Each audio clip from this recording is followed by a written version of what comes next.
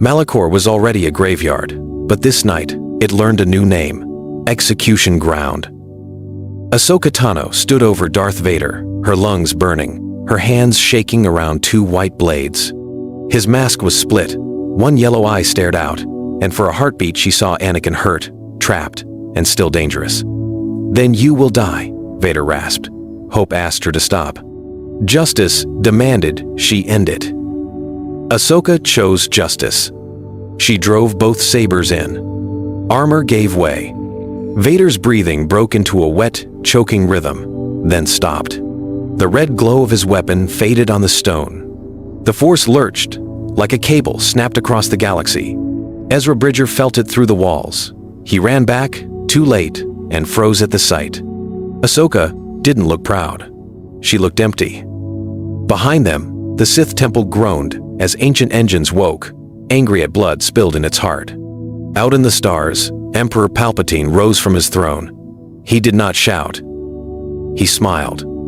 The bond he used like a leash was gone, and the silence was a warning. "So," he whispered, "the last Jedi steps into the light." On Malachor, Maul laughed from the shadows, sensing chaos.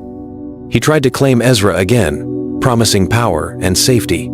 Kanan pulled Ezra away, but even he hesitated because Vader was the monster who hunted them, and now the monster was dead. Ahsoka wrapped Vader's broken helmet in her cloak. She could not leave him as a symbol for the Empire. She could not carry him as a trophy. She buried the mask under fallen stone, then turned toward the only exit she knew through collapsing corridors and rising fire. The temple shook. Ahsoka ran, half blind with smoke and memory, and the floor split under her feet as darkness reached for her. Last lines across the galaxy, Palpatine opened a channel to his inquisitors. "Vader is gone," he said softly. "Bring me Ahsoka Tano." Ezra dragged Kanan Jarrus through the broken archway, boots scraping ash. The Sith temple screamed behind them, not with sound, but with pressure in the skull, like the Force itself was trying to breathe. Kanan fought to stand, still blind, still reaching for Ezra's shoulder. "Go," he warned, voice tight. "She's not coming." Ezra pulled harder, tears mixing with dust. He could feel it, Vader's life snuffed out, a sudden emptiness that made every heartbeat louder. Ahsoka stood alone in the chamber. Vader lay twisted on the stone, his cape still, his saber dark. Blood ran down her wrists where the gauntlet edges had cut her. She stared at the shattered mask, waiting for relief. None came, only the memory of a man who once called her Snips. The walls rumbled. Ancient mechanisms woke, reacting to death in their holy place. Cracks raced across the floor. Green fire spilled from vents, painting everything sickly. In the shadows, Maul watched, grinning. "You did it," he purred. "You ended him. Now end the Emperor." Ahsoka raised her blades not at Maul but at herself, as if she could cut the guilt away. "I'm done being used," she said. Maul's smile thinned. He lunged. Steel met crimson energy as the ceiling began to fall. Ahsoka blocked, stepped, and drove him back toward the edge of a widening fissure. He vanished in smoke, escaping again. Ezra's shout echoed from far halls. "Ahsoka!" She ran after the sound, but the bridge collapsed between them. She leapt, caught a ledge, and felt the stone crumble. Below, the dark opened like a mouth. Above, the temple screamed one last time, and the Force went silent.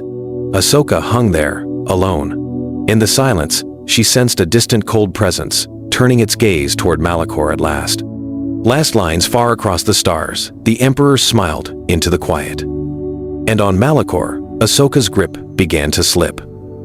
On Coruscant, the Emperor felt it like a wire snapping in his fist. Vader's presence, constant as gravity, was simply gone. Palpatine did not mourn. He leaned toward the holomap, eyes bright with anger and opportunity. "Malachor," he said, voice calm as poison. "Burn it, and find the Togruta." Pause. Orders rippled outward in seconds. A Star Destroyer task group diverted from Lothal. An interdictor cruiser was summoned to lock the system. Probe droids were loaded.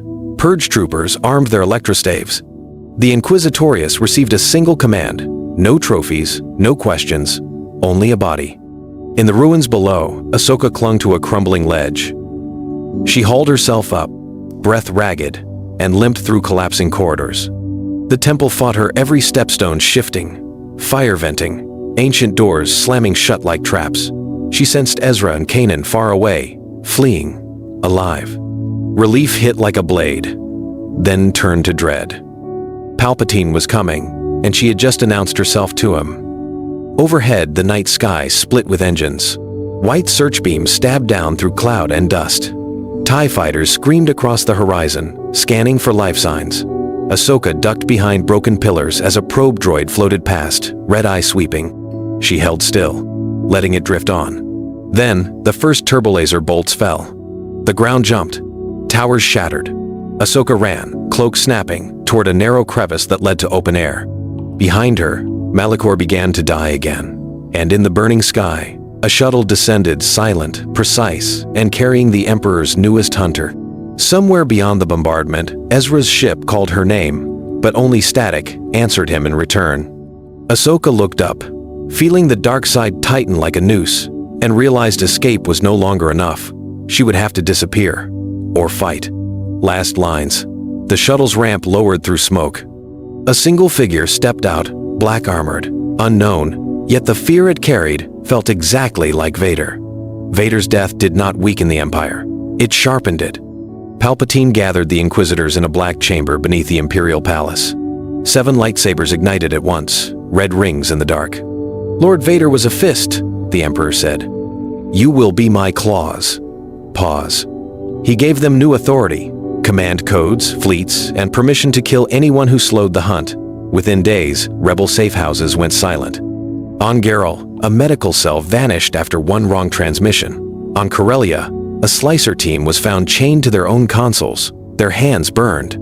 The message was always the same, carved into walls with a saber tip. Traitor. Fear. OB. The Inquisitors stopped chasing rumors and started following patterns. They monitored hyperspace lanes, baited supply drops, and let small groups escape just to see where they ran. The rebellion's greatest strength, its scattered nature, became its weakness. Hera Syndulla felt it first. Freight captains refused to meet. Old contacts stopped answering. Even Fulcrum relays flickered, then died one by one. Kanan listened to the empty comms and tightened his jaw. "This is what Vader did," he said. "Now it's all of them." Ezra wanted to go back for Ahsoka. Sabine wanted to strike first. Chopper wanted to blow something up, anything, just to prove they still existed. But every move risked exposing the ghost, so they changed protocols. No names, no routes repeated. Zeb guarded the ramp with a cannon, while Sabine painted new symbols over old rebel marks, trying to erase their trail. Then a coded distress burst cut through the static, short, panicked and real. It came from an outer moon hideout that was supposed to be unknown. Hera replayed the last words twice. A rebel voice whispered, "They're here, and they're asking for the Togruta." The ghost jumped to hyperspace anyway, because if the Inquisitors had Ahsoka's name, they were already one step from finding them. News traveled like contraband, passed from pilot to dockhand, from cell to cell in whispered code. Darth Vader was dead. On hidden channels, people laughed, then went quiet, afraid the joy itself might betray them. Mon Mothma called it a crack in the armor. Saw Gerrera called it permission. Pause. Recruitment surged overnight. Smugglers offered ships. Senators sent credits. Systems that once hid now asked for a meeting. The rebellion felt something it had not felt in years: momentum. But the Empire moved faster. Palpatine could not allow legends to replace fear. He ordered public executions on 3 worlds at once. He released new security decrees, turning checkpoints into cages and comm scans into traps. Imperial propaganda flooded the HoloNet. Vader had died, saving citizens from terrorists. The message was clear: if the Empire could lose its darkest enforcer and still crush you, then you were truly helpless. The Inquisitors became the proof. They struck in daylight, not shadows. On Ryloth, a rebel rally ended with red blades cutting through banners. On Sullust, an entire hangar burned because one mechanic whispered the wrong name. Each attack ended with the same broadcast: "Hope is treason." Aboard the Ghost, Hera watched the galaxy tighten like a fist. She wanted to use the story to turn it into fire. Kanan warned her. Fire draws eyes.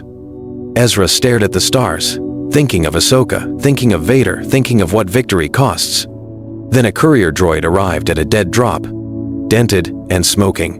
Sabine cracked it open and found a single stolen Imperial report. One line was highlighted in red. Project. Replacement subject acolyte. Hera swallowed hard. If that's real, she said. The Emperor isn't reacting. He's preparing. Outside the viewport, the Ghost received an encrypted Imperial ping. Someone had just traced their jump again. Hera cut the engines and whispered, "They found us." And in the dark between stars, a shadow moved to intercept. Luke Skywalker left the smoking trench of Yavin with a medal on his chest and questions in his head. He had felt a dark presence during the battle, like a storm watching him through the stars. In the old timeline, that storm had a name. Here, it was only a shadow. Obi-Wan's voice returned in fragments, guiding him in quiet moments. Trust your feelings. Beware the Emperor. But Obi-Wan never said the words Luke needed most, because no one alive could confirm them. Darth Vader was gone. There would be no confession, no mask lifted, no father reaching out a hand. Palpatine watched the boy through spies and fear. Vader had been powerful, but flawed. Too much history, too much attachment, too much pain he could not control. Luke was clean, young, hungry. And, unlike Vader, he did not come with a wife's ghost tied to his throat. So the Emperor changed tactics. He stopped trying to break Luke with rage. He tried to seduce him with purpose. Imperial agents leaked a false report to rebel channels, a hidden Jedi archive, a way to unlock abilities fast. The bait was designed for one person. Luke saw it and thought of friends dying because he was not strong enough. He thought of Leia, of pilots who never came home, of the next Death Star rumor spreading through the fleet. That night, a voice slid into his dreams, smooth and patient. "You seek power to protect them," it whispered. "I can give it to you, without the weakness that destroyed my last apprentice." Luke woke sweating, hand on his lightsaber. Outside the hangar, an unfamiliar shuttle settled onto the base with a silent hiss. Rebel guards ran to greet it. Unaware, the visitor carried the Emperor's invitation inside. Last lines, Luke stepped closer, feeling the air turn cold. Then the shuttle ramp lowered, and someone called his name like they already owned it. Days after Malachor, Ahsoka moved like a ghost through the mid-rim. She avoided hyperspace lanes, slept in wrecked hangars, and listened to Imperial chatter on stolen comms. Every message carried her name. She found the rebel base by following the Ghost's trail. A convoy of refugees had been spared, and only one crew in the sector spared people and lived. Night wrapped the moon when Ahsoka reached the ridge. Inside the base, she sensed a new presence, bright and raw, like a star that didn't know it could burn Luke Skywalker. He stepped outside alone, staring at the sky with his father's impatience in his posture. Ahsoka dropped from the rocks and ignited nothing. She kept her hands open. Luke snapped his blaster up. "Who are you?" "A friend," she said, "and a warning." He hesitated, sensing the truth. "You knew Ben Kenobi." "I knew him," Ahsoka replied, "and I knew Anakin Skywalker." Luke's breath caught. "Anakin was my father." Ahsoka did not soften it. Anakin fell. He became Darth Vader. On Malachor, I ended him. The words hit Luke like a punch. Anger rose, then grief, then confusion. "Why tell me now?" "Because lies make weak Jedi," she said. "Obi-Wan tried to protect you with silence. The Emperor will use that silence to shape you. Mercy has a price. So does justice." Luke swallowed hard. Could he have been saved? Ahsoka looked past him, hearing distant engines in the Force. "Maybe," she admitted, "but I didn't come to argue the past. I came to keep you alive." Searchlights flared on the horizon. An alarm began to wail. Ahsoka stepped closer, voice low. "If you want to be stronger, follow me. Right now." Luke stared at the lights closing in, then lowered his blaster and stepped into darkness. Last lines. The tree line lit up with approaching troopers. And Luke realized the Emperor wasn't coming for Ahsoka anymore. He was coming for him. Endor was supposed to be the turning point. Instead, it became the Emperor's net. With Vader dead, Palpatine no longer waited for a son to return. He built the second Death Star as a throne, and he stocked it with hunters.